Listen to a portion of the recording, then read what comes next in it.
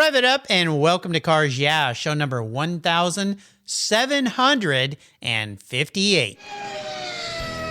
This is Cars Yeah, where you'll enjoy interviews with inspiring automotive enthusiasts. Mark Green is here to provide you with a fuel injection of automotive inspiration. So get in, sit down, buckle up, and get ready for a wild ride here on Cars Yeah.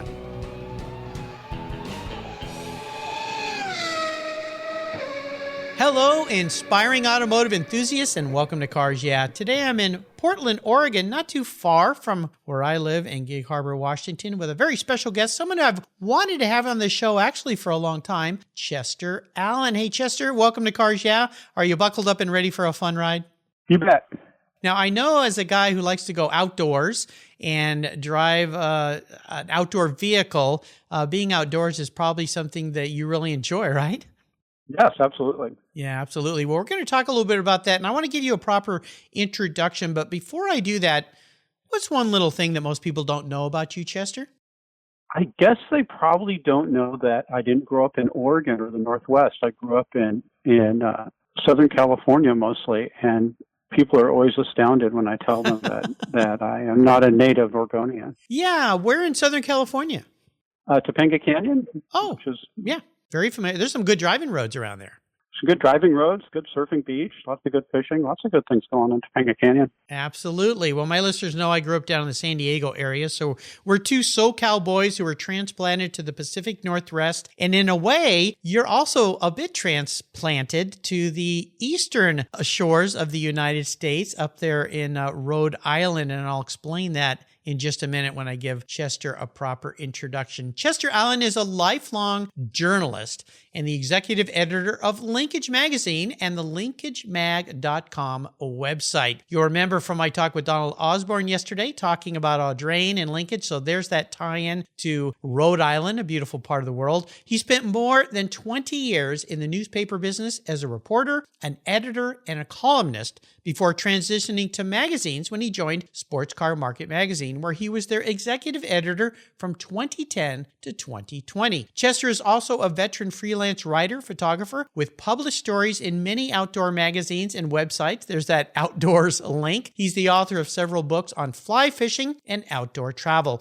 Chester built his first car, a 1965 Ford Mustang, in high school shop class. It was a car that was missing an engine and a transmission, but with the help of classmates and a teacher, he brought it back to life. Chester's the kind of guy that sees cars as historical documents, time machines, if you will, that exude coolness. We'll be back in just a minute to talk with Chester more about Linkage and this new chapter in his life. But first, a word from our valued sponsors. Give them a listen. Keep the seatbelts on. We'll be right back.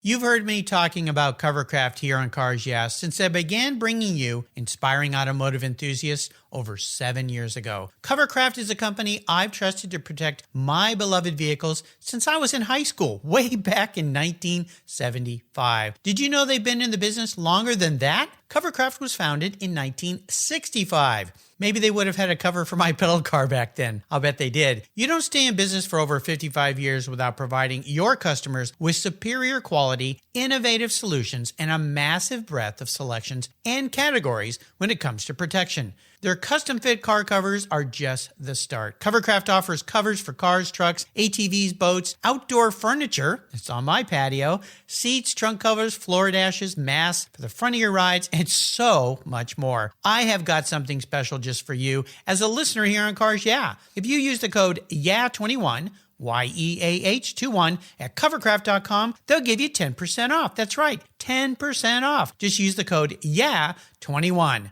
Covercraft, protecting the things that move you for a long, long time. When it was time to renew my last policy for my collector car, my carrier's rates went up. They went way up. But my usage was the same and I never had made a claim. No tickets, nothing. What's with that? American Collectors Insurance, that's who now protects my Porsche Turbo. The one I call my Orange Crush. Has your collector car insurance recently raised your rates for no good reason? Tired of paying an annual membership fee? I was too. So I shopped around, I asked friends for recommendations, and found a winner that I can trust. And boy, am I glad I did. I'm saving hundreds of dollars. I can sleep at night knowing my baby is properly insured. American Collectors Insurance have been protecting vehicles since 1976. They provide me with an agreed value insurance policy backed by a history of taking care of their clients. What could be better than that? Give them a call for a quote today at 866-ACI-YEAH. That's 866-224-9324. And protect the ones you love like I did. American Collectors Insurance. Classic car insurance designed by collectors for collectors. All right, Chester, we're back. And as we continue on this journey I'm going to call your life, I would love for you to share a success quote or a mantra. Now, you're a wordsmith, a guy who writes an awful lot of things. So is there a quote or some kind of saying that has great meaning for you? Yeah, it's not really a quote. It's something one of my uncles told me once, and he said, we were walking along a country road in England, and he said, Chester, it's really important that you find beauty in every day. Mm. And I said, what do you mean by that? He said, not every day is going to be great, but there are great moments to be found. And he told me that when I was about 10 years old. And ever since then, I've tried to do that. Even if I'm having not so great day, I can find something that's beautiful or have a beautiful thought or something like that. And it really helps. Wow. No kidding. I mean, that's a wonderful thing to share with a young man and something that you obviously took to heart and brought forward. So let's talk a little bit about that in the sense of you like the outdoors. And I found that whenever I'm feeling kind of down or frustrated, just getting outside, going for a walk or looking up at the trees or at the sky at night or something like that, that's a way to kind of forget your woes. Is that why you like the outdoors so much? I think that's a big part of it. I think it just is an infinitely interesting place for me. There's always something new or something new to see or learn. And there's that old saying, you never step into the same river twice. And it's true. Yeah. And so I just find it, I think it just a time of renewal. Now, being a Southern California boy like I was and moving up here to the Pacific Northwest, there's a bit of a culture shock that I experienced. One was dealing with the rain, which didn't have to deal with that very much living by the beach in San Diego. What was the change that you saw happen in your life when you moved up here to the Pacific Northwest? Did you get used to it right away, or did it take you a little bit of time? Moving to the Northwest was my goal ever since 1972. In 1972, I turned 11 years old, and my grandmother got me a subscription to National Geographic magazine. And National Geographic in June 1972 talked about how Oregon cleaned up the Willamette River. And I still have a copy of the magazine. In fact, it's sitting right here in front of me. Nice. And the story basically talked about how the Willamette was once a very polluted waterway, and now it's a place where salmon once again run up. And there's a picture of a guy at Oregon City holding up a big salmon, and I thought, hey, that's where I want to live. So I went downstairs, and I told my parents that I would be living in Oregon in the future, and they all laughed at me. And then eventually I moved up here. So it was always the goal to be here. Well, great. Nice to achieve goals. Well, let's talk about this next chapter in your life. This is really exciting for me because I've known Donald for a long time. I've known of you for a long time. And the fact that you've made this bold change in your life to go to work with a new publisher, with the group of Audrain, you've aligned yourself with some very talented people. Of course, you've known Donald for a long time because of the relationships back at Sports Car Market Magazine. So talk to me a little bit about the decision to go and work at Linkage Magazine, and of course, almost more importantly, linkagemag.com, because the website is even more powerful than the publication. So what kind of drove you to make this change, and what has you excited and fired up looking at the new day every day from the West Coast, looking back east about Linkage and Audrain? Well, it reached a point where working at Sports Car Market, I'd pretty much done everything I wanted to do. And I thought it was time to make a change in my life. And my initial plan was basically to just stop working and just start freelancing. That's always been one of my goals. Is I don't think I'll ever stop writing and editing, but I just wanted to do it on my own time and for the people that I liked. So, I got this offer from Audrain, and it was an exciting offer to start a new magazine. I've always wanted to create a publication from scratch, and I knew with Donald everything would be fun and interesting, and that I knew I would have the backing to make it happen. So it was a big move, but it sort of came out of the blue. and it was fabulous. During a time of COVID and everything was very shut down. It's like turning a corner and you see a whole different world. Yeah. Opening up in front of you. It was very exciting. And I got to tell you, Mark, I think that the magazine is just as important as the website, and they're sort of designed to work together, where there's content on the magazine that you won't find on the website, and there's content on the website you won't find in the magazine. So if you want to get the full Linkage package, it's a good idea to look at both of them. Oh, absolutely. Well, let's talk more about what Linkage is all about, because when I got the first issue, I went, okay, this is cool, because this publication is going down a path that I believe is the future for magazines. Magazines have had really a tough time struggling from being print to going online, because getting us, let's say I'm older than you, so us old guys, I'm talking about me, not you. You're a young man from my standpoint. Getting us to transfer into the digital age and enjoy a magazine that way, it's been a challenge for a lot of people. But what you're doing aligns a lot with 000, what Pete Stout's done with Porsche, what David Lillywhite has done with Magneto, even the Avance, am I saying that right? Avance group up here, Adam, with the publication here, is going to a more quarterly publication that's thick. It's something you're never going to throw away. It's like a keeper. But then having that website to augment. So tell my listeners, let's start with the magazine. What would they expect to see becoming a subscriber? And I'm going to encourage everyone listening, you really should subscribe to this. You're going to be in love with it, just like I was right out of the gate. And then transfer into all the expansiveness of linkagemag.com, because there's just a plethora of fun there. Well, to start with, Linkage is a big magazine with lots of photographs, and we do deep dives into interesting things. The first magazine, we looked at Goodwood, we went to Bonneville. We also follow the market in terms of mostly auction results and exceptional cars that sell at auction, and what impact they have on the overall market. Mm-hmm. And most importantly, the magazine is about three main things. We're about experiences, opinions, and values. So if you want to go along with us on a drive or go in a place you've never been before in your special car, we'll take you there. If you want to know what people really think about something, we'll share it with you. And if you're wondering what's going on especially in the vintage car market or the classic car market, we're there to help.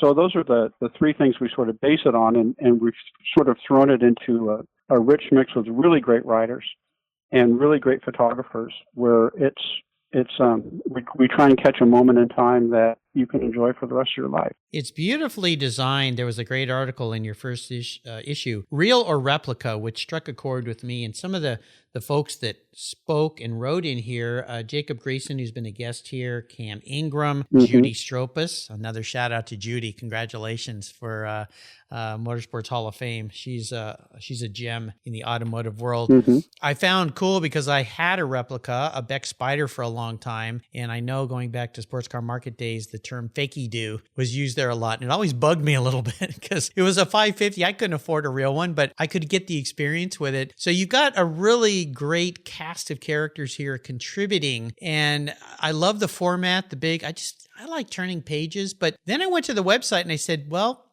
is this going to carry through? And I'll tell you, you guys hit it out of the ballpark. Well, I'm glad to hear that. We take a lot of pride in what we do with our website. We update our website on every weekday. So there's always something new, always something exciting, and we're continuing to grow the website. We just started it right around Thanksgiving, and it's just about Valentine's Day now. So it's still early days yet, but we have a lot of content up there, and we're going to have a lot more going forward. You got some cool videos too. I watched one just this morning before we recorded the show with Donald and Zach Brown. And Zach was just a guest on my show a few weeks ago, the CEO of McLaren Racing. And it was a great talk that they had together. And then, of course, Jay does that TV. He does a TV show with Jay Leno, but he also does the mansion, the drive to the mansions with Jay Leno, and they play mansions and motor cars. Mansions, and that's what I was looking for. Thank you.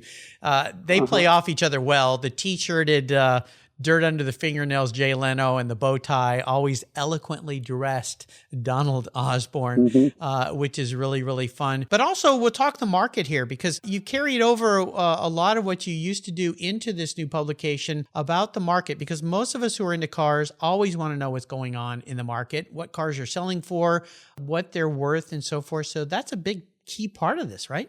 Yeah, it's about a third of what we do. I think it's just what we want to give everyone is sort of a really beautiful buffet, and not a bad buffet, but a really tasty fresh buffet, and that's part of it. We're not entirely about values, and we're just as much into experiences. And in the perfect linkage world, you know what your car's worth, and you drive the wheels off of it anyway. So that's sort of how the way we look at things.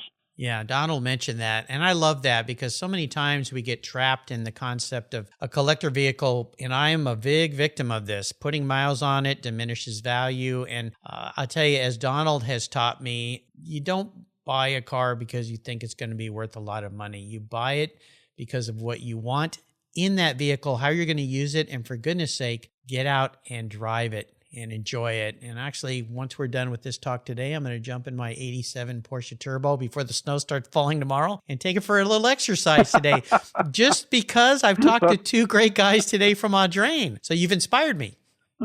Well, I'm glad to hear that. It's you can't take any of this with you. And I think one of the unique things about cars is they can give you a great experience. Like, say, as great as experience as like going to the World Series or going to a great football game or something like that, or going to a show, but then you get to keep the car.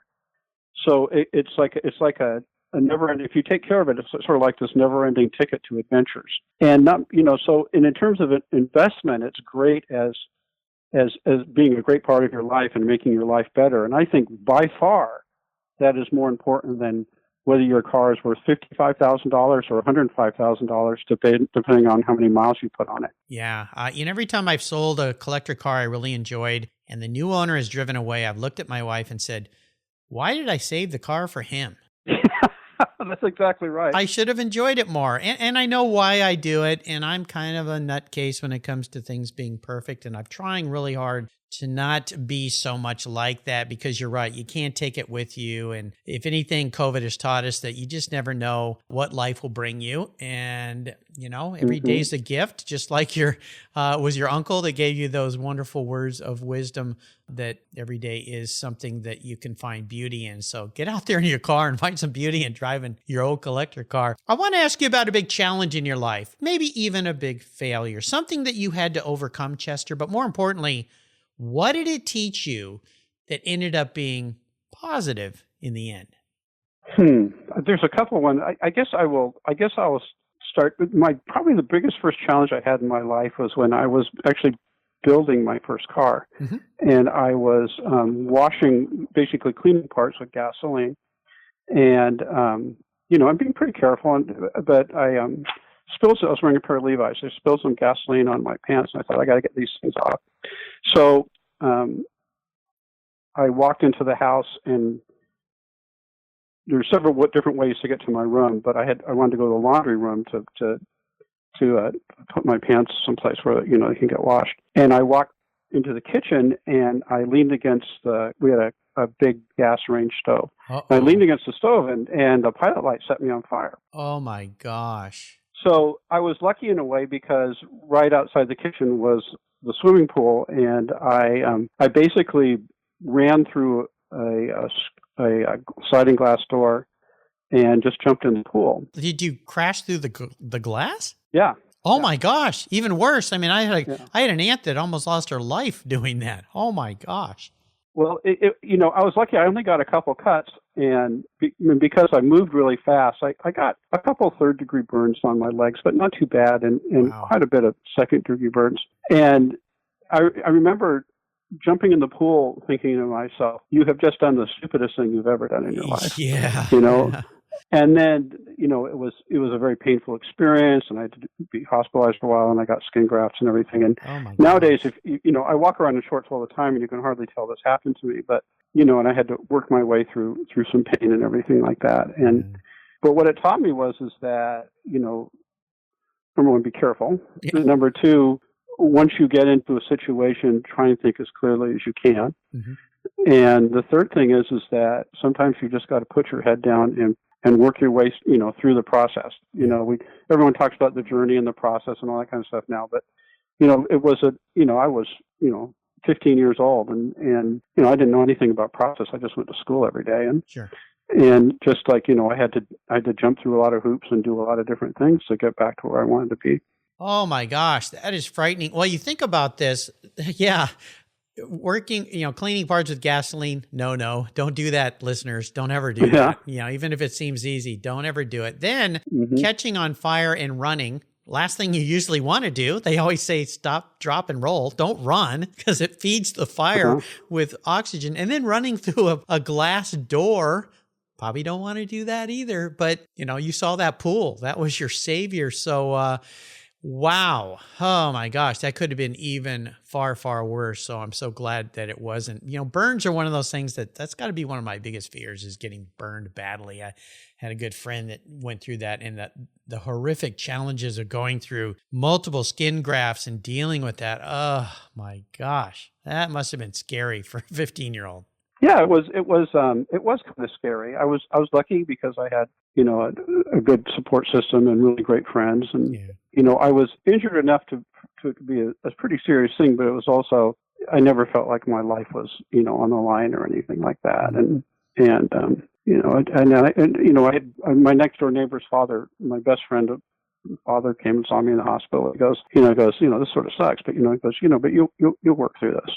And I thought, yeah, I will. Yeah, words of encouragement. Wow. Well, I'm so glad that you were able to work through that. Scary, scary story. Wow. Well, let's take a short break and thank our sponsors. When we come back, we're going to dive into your personal passion for cars, which I think is very deep. So hang on, stay away from gasoline unless you're putting it in your vehicle, and we will be right back. I've discovered Linkage. It's a new quarterly publication and website that covers the automotive market, driving, restoring, collecting, and discovering your passion for motor vehicles. Linkage is about experiences, opinions, and values. Linkage is an actual informed, reasoned opinion based on first-hand experiences. A talented Linkage team covers the automotive world, the people who share your passion and mine, smart, considered, rational, and experienced opinions, ones you can learn from and grow. That includes our passion that drives auctions and the collector car market. So come with me and join us on this journey. Join Linkage. Linkage, geared for the automotive life. Subscribe today at linkagemag.com.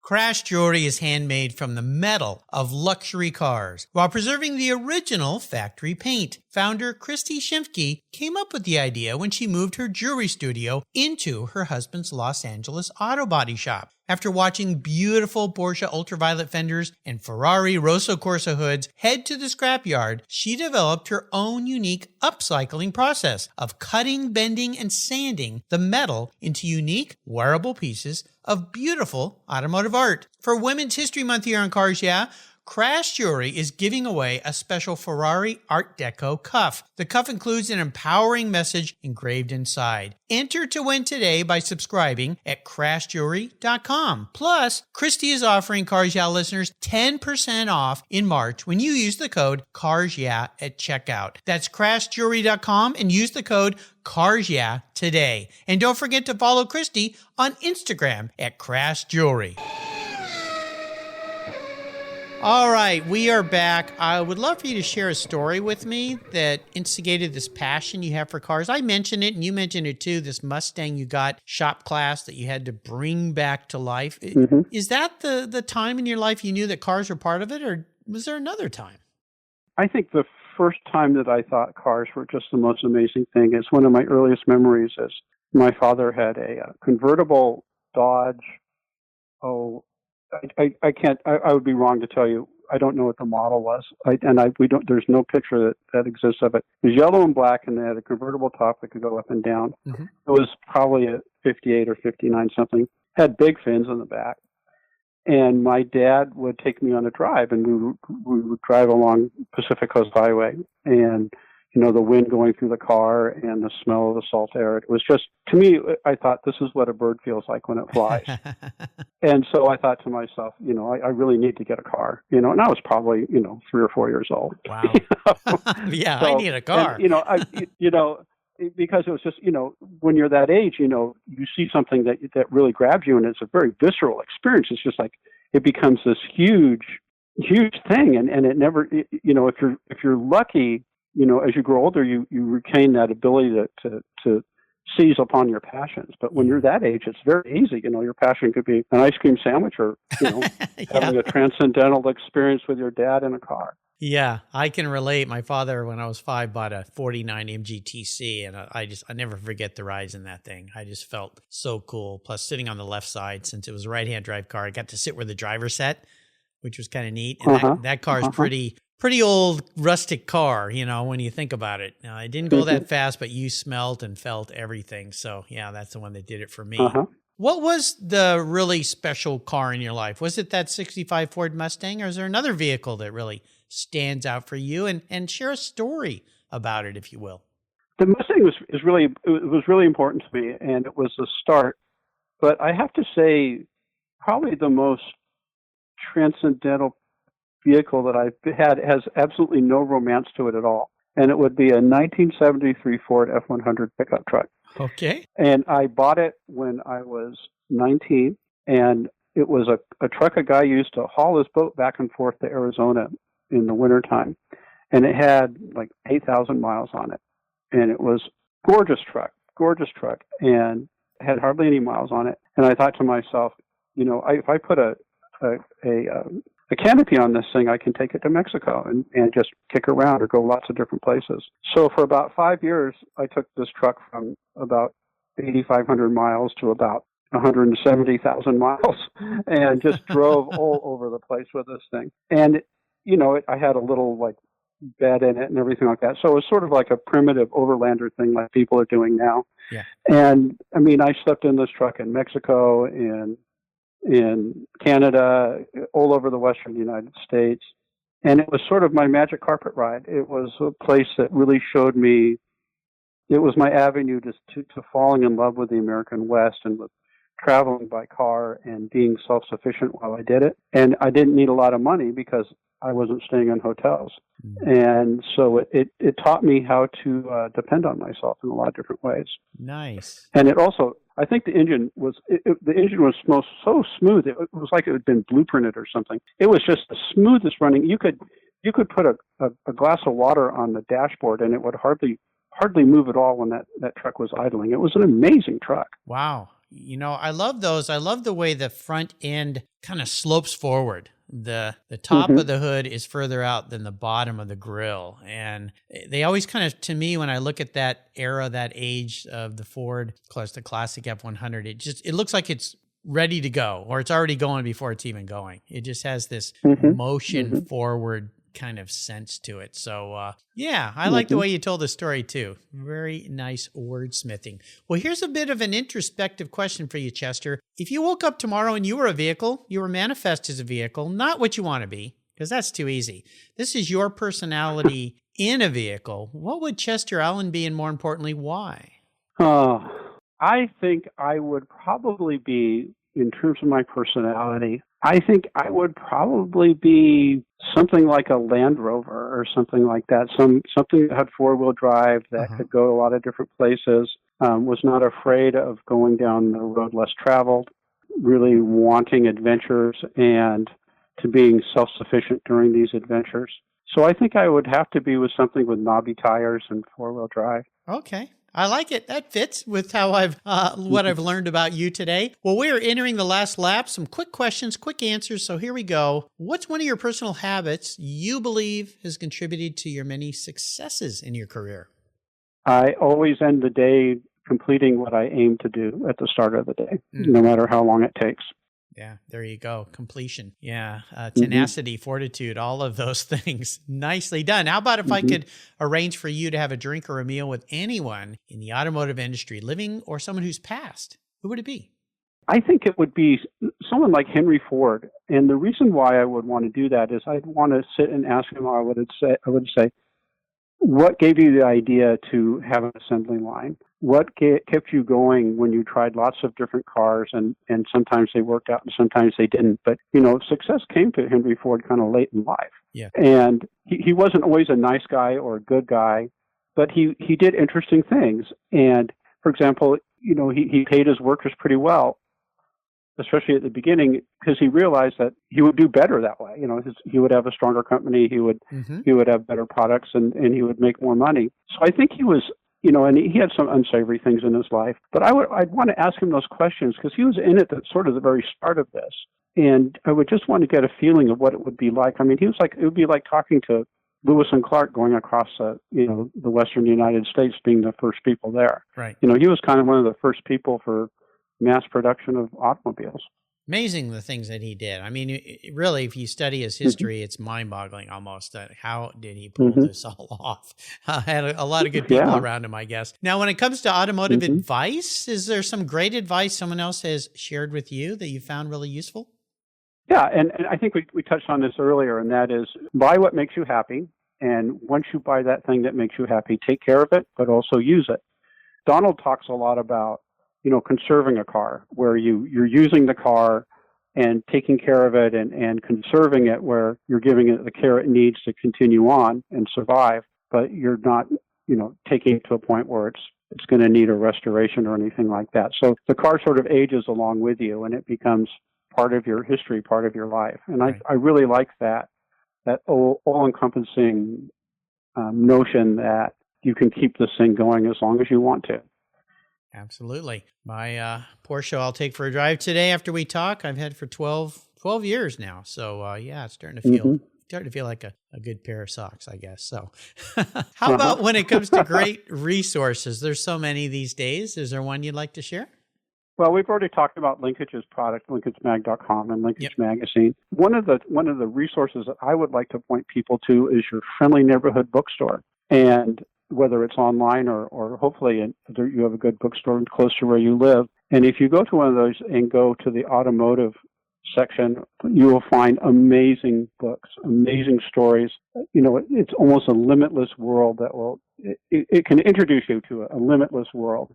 I always like starting and finishing my day with a book in my hand. And there's sort of like these little, they're capsules of entertainment and information that you can carry around with you. Yeah. I think that's a resource that I would point people to. Yeah, it's great. And it helps local people that live in your neighborhood have a viable business. I'll tell you, I have a place on the Cars Yeah website called Guest Recommended Books, where I have thousands of books listed there. Easy for you to get your hands on one. Better yet, if your local store has it, go down and buy it from them versus maybe the big online buyers. But there's thousands of books there recommended by my guests, which is a great segue to the next question, Chester. Can you share a book that you'd like to share with us today you think our listeners would enjoy reading? For a book to read, and especially in my view, a book to maybe share with people who aren't as into cars, or maybe they're younger people who kind of wonder why we're so into cars and everything like that. There's a terrific book by a guy named Garth Stein, and it's called The Art of Racing in the Rain. And I read it when it came out a few years ago, and then I recently reread it over the holidays. And it's a very elegant book written in a dog is the voice who tells the story. Yeah. And it's about a guy who, a aspiring race car driver, and the challenges he has to go through and to become what he wants to be, while he's also raising a daughter and being a husband and all these other things. And to me, it's a very elegantly written book that sort of captures the why about cars. Yeah, Garth Stein he lives up in Seattle, north of me. I've met him several times. He's been a guest on this show. He's talked at length. You can go back, listeners, and listen to my talk with Garth about how the book came to be and everything. There's also a great audiobook version of that, which I've really enjoyed. I've read the book, listened to the audiobook a couple times. Bring a box of tissues because you're going to need them. It's a gut wrencher. And of course, there's the great movie that came out. But I tell you, the movie's nowhere near as good as the book. You really need to read the book or listen to the audiobook if you'd rather listen. Way better than the movie. Nothing against the movie, but it just goes much more in depth and much better. So I'm glad you mentioned The Art of Racing in the Rain. That's the second most recommended book here on Cars Yeah. Go Like Hell by A.J. Baim is number one, and A.J.'s been a guest on the show twice here. So there you go. And don't forget to check out Guest Recommended Books. The tab is under Resources on the Cars Yeah website. All right, Chester, we're up to the checkered flag here. I'm going to buy you a very cool car today, a collector vehicle, something really fun, something that you can enjoy, but there are some rules to my game. One is you can't sell it. So if you pick an expensive car, You got to keep it. The other is what we've talked about. I want you to enjoy it and drive it. So it needs to tick all the boxes so that you will enjoy it. But here's the hard part. It's the only one collector car you can have. So what am I buying you today? You're buying me a Mercedes-Benz 300 SL Roadster. Okay, nice car. And I'm glad you picked the Roadster because everybody picks the Gullwing, but I like the Roadster better for a variety of reasons. What is it about the Roadster that you like so much? I like, I'm not that much of a convertible guy, except, but I had that formative experience with my dad and his convertible. But the reason I picked the Roadster is I think it's a more usable car. I think it's more comfortable.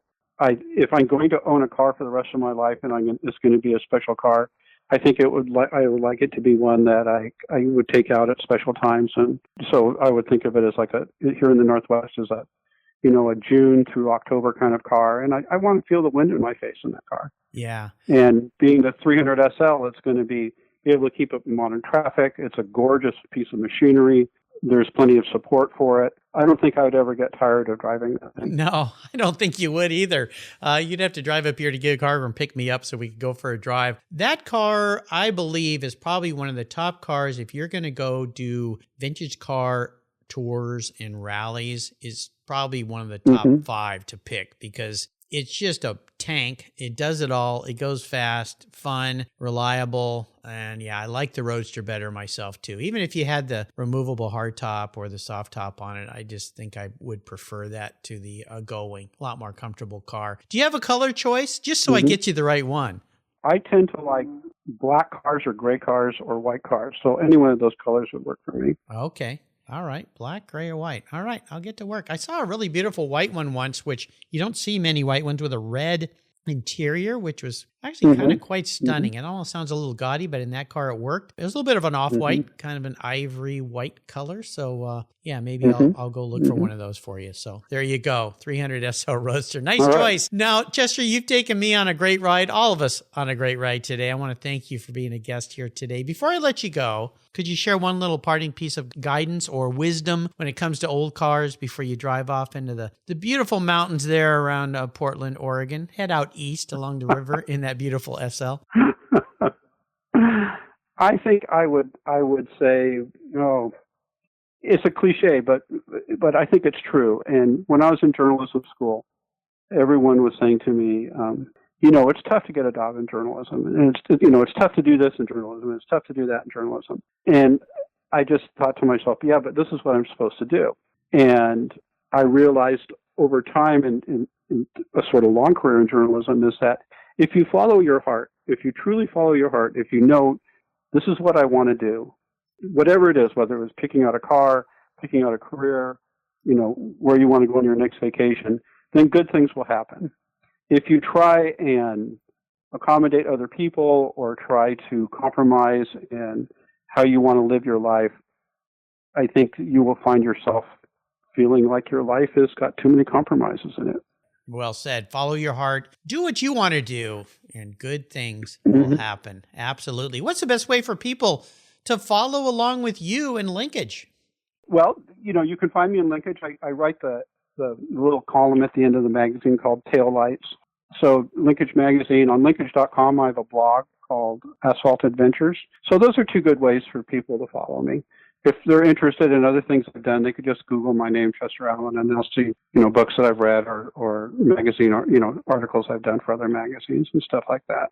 Chester's easy to find. I'll put links to Linkage, linkagemag.com, Audrain Auto Museum, another great one that, of course, Linkage is associated with up there on his Cars Yeah show notes page. Again, listeners, I encourage you, you're not going to be disappointed. Subscribe to Linkage. I have, and it's wonderful. I look forward to the next edition coming out very soon. Chester, thanks for being so generous today with your time, your expertise, and for sharing your experiences with our listeners. Until you and I talk again, I'll see you down the road. Thanks, Mark. You're welcome. And now I'm going to go jump in my turbo and take it for a drive. Just because you inspired me. I wish you could come with me. It'll be fun. How did you discover your path to a fulfilling life? Too many young people flounder in finding an education and a career that fits. But for those who have a passion for cars, trucks, and motorcycles, and who love working with their hands, problem solving, and fixing things, a career as a professional auto technician is incredibly rewarding. Cars Yeah is pleased to team up with TechForce Foundation, our charity of choice, in bringing scholarships, technical education, and hands-on experience to young people so they can discover a possible future. Join me and lend your support by visiting techforce.org today. Thank you so much for joining us on today's ride here at Cars Yeah. Drive on over to carsyeah.com to find show notes and inspiring automotive fun.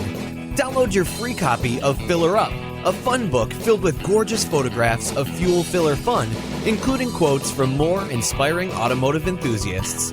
Download your copy today, and we'll see you next time on Cars Yeah.